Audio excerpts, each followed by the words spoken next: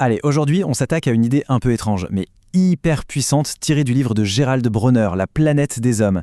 C'est une idée qui, mine de rien, façonne complètement notre époque. On la croise tous les jours sans même s'en rendre compte. Bon, pour commencer, regardons cette image. Elle a été trouvée sur le mur d'un tunnel en Lorraine. Elle nous montre une version, disons, particulière de l'évolution.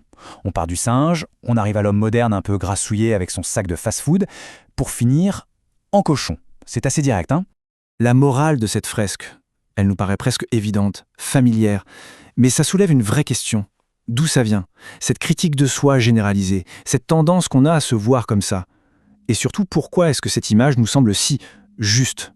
C'est ça le mystère qu'on va essayer de percer. Alors, pour comprendre cette impression, cette autocritique qui nous semble si pertinente, il faut déjà mettre un nom sur ce phénomène. Et puis, observer comment il se manifeste un peu partout autour de nous.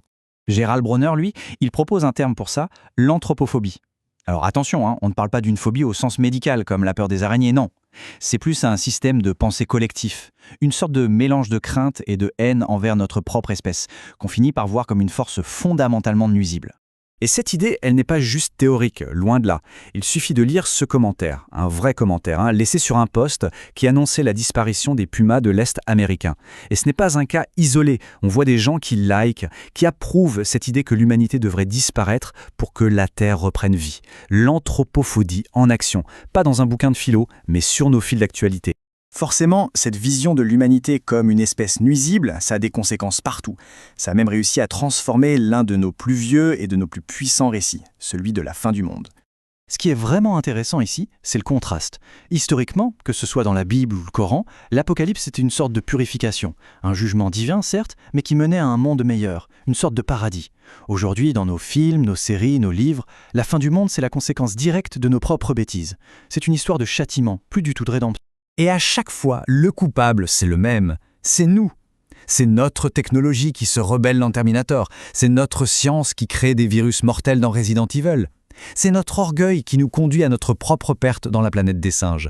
Le message est martelé en boucle. L'être humain est l'artisan de sa propre destruction. Mais attention, cette peur de nous-mêmes, de nos créations, elle ne sort pas de nulle part.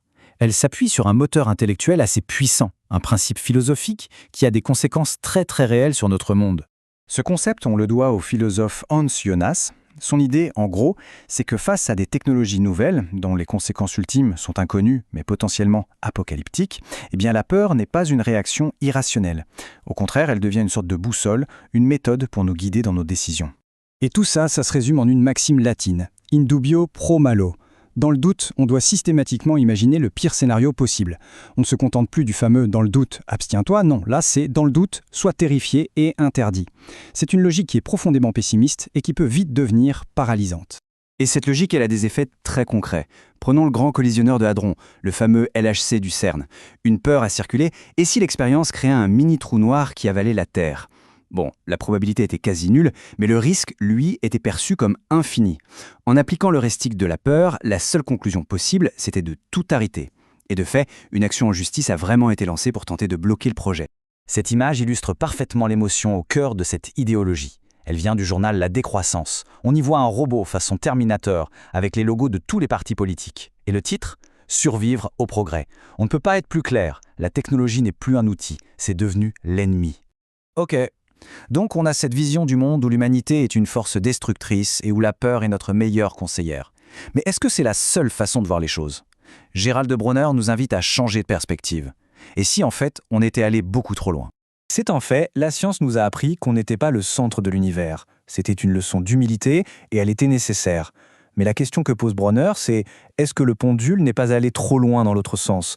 Est-ce qu'on n'est pas passé d'un orgueil un peu démesuré à une haine de soi qui serait au fond tout aussi dangereuse ? Pour y répondre, Bronner nous invite à revenir à un fait brut. Un simple chiffre. Regardez-moi ça. 1 million de milliards. C'est le nombre de connexions, de synapses qu'on a dans notre cortex cérébral. Le chiffre donne le vertige. Il nous rappelle juste la complexité absolument ahurissante de ce que nous sommes.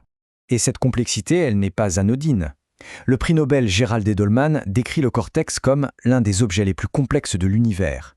Peut-être que cet héritage extraordinaire, cette chose si rare et si précieuse, ne devrait pas être vu uniquement comme une source de problèmes. Peut-être que c'est, au contraire, le meilleur outil qu'on ait pour avancer, un outil qui mérite d'être préservé et même célébré. Ce qui nous amène à la pensée finale. L'heuristique de la peur nous met en garde contre les dangers de l'action. Ok, mais quid des dangers de l'inaction? Et si, à force de vouloir éviter des catastrophes imaginaires, on passait à côté de notre avenir? Si le véritable risque aujourd'hui, ce n'était pas nos inventions, mais la peur qui nous empêche d'inventer? C'est la question fondamentale pour peut-être réenchanter le risque.